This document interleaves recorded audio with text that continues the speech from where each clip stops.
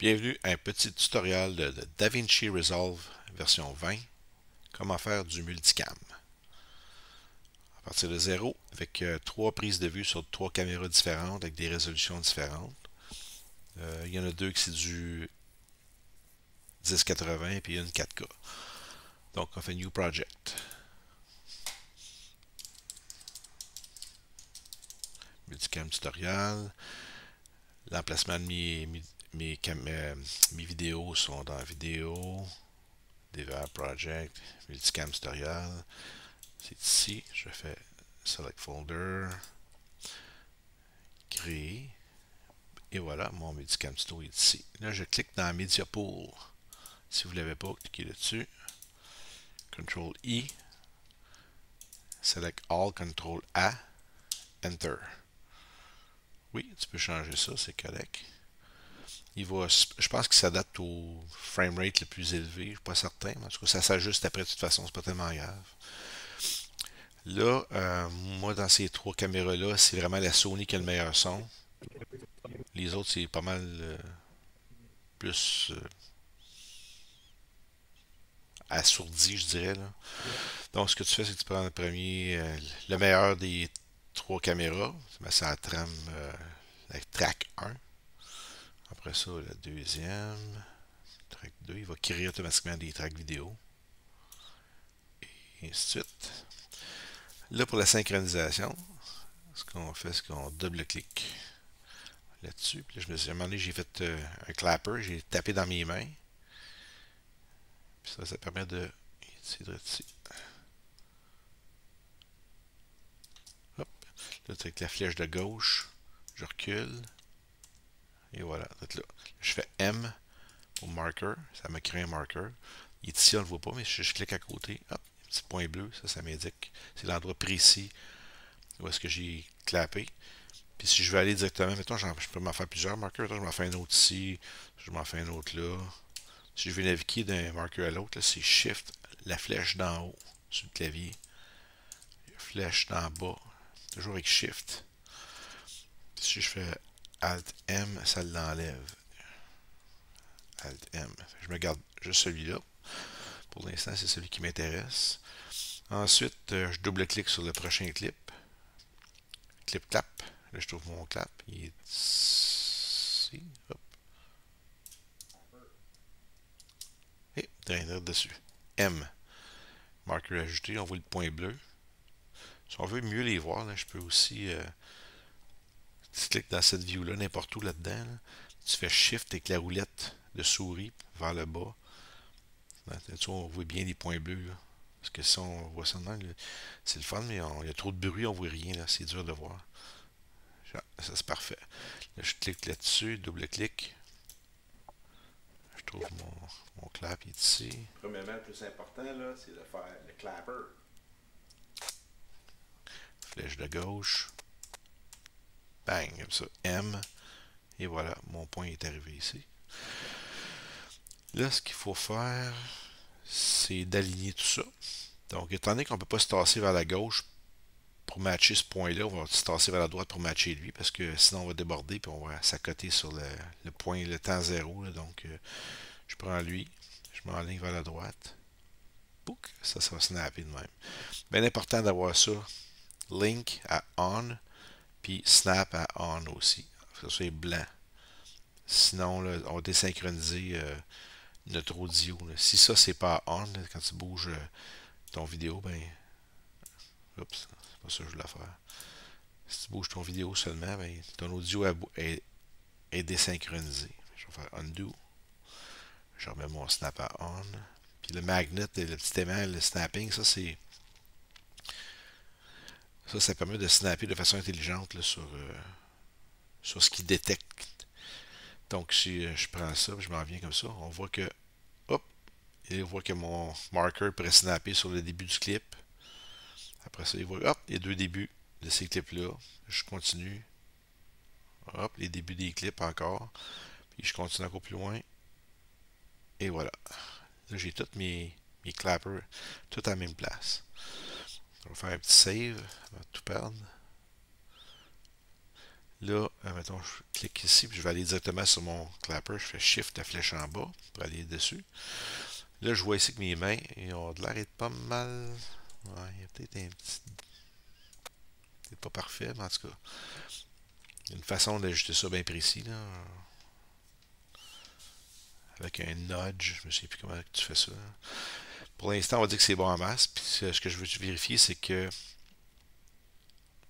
je vais expliquer que quand tu as plusieurs tracks vidéo comme ça, c'est comme si ton œil était en haut et il regardait vers le bas. Première fois, tu vois, hop, le bleu, c'est la track numéro 3. Tu ne pourras pas voir la track numéro 2 ni 1 parce que la 3 est plus haute. Donc, ce qu'on voit ici, là, c'est vraiment ça ici. Là. Si je zoome plus gros, tu peux voir que c'est effectivement cette scène-là qu'on voit là.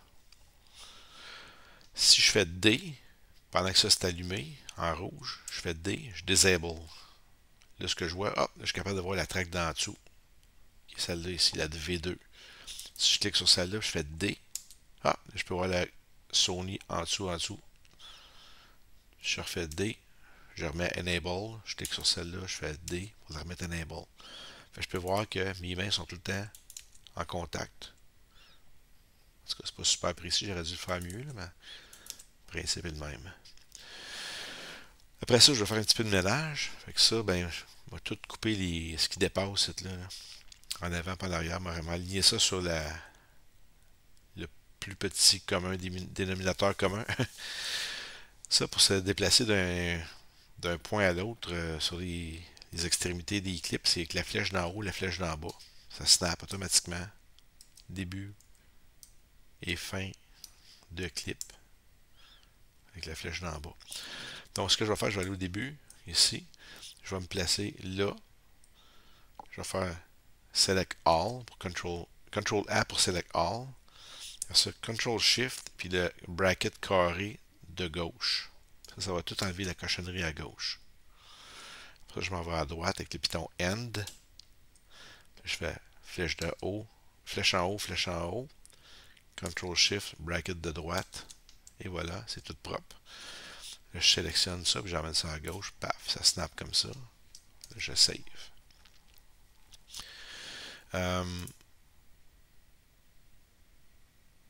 Ceci étant dit, le timeline ici, c'est un icône qui ressemble à ça.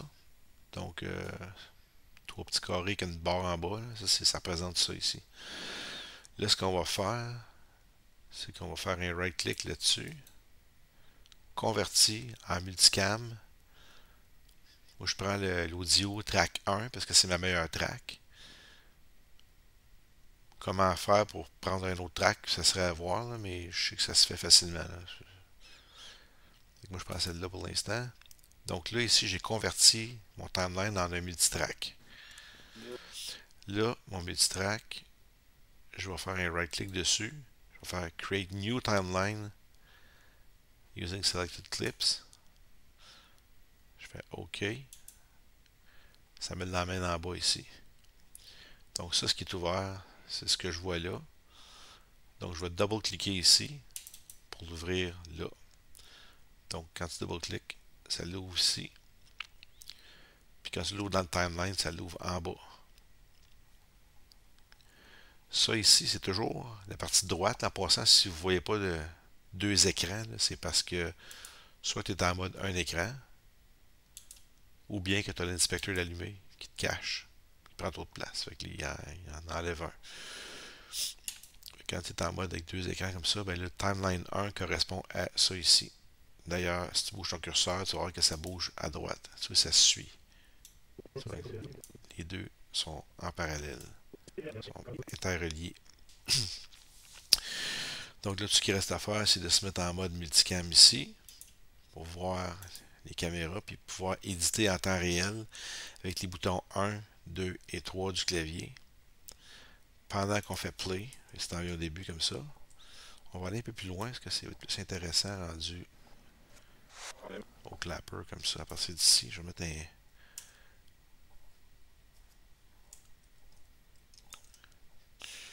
un bookmark. Un marker plutôt. Fait que là, je fais play, Puis pendant que je fais play, il va faire 1, 2 et 3 pour sélectionner les caméras en temps réel. Je fais play 1, 2, 3, 2. Premièrement, le plus important, là, c'est de faire le clapper. Hey, hey.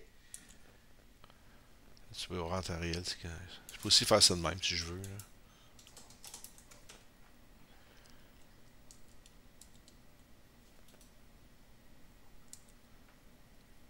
« 22, 22, 42. » Montre-moi ça. Là.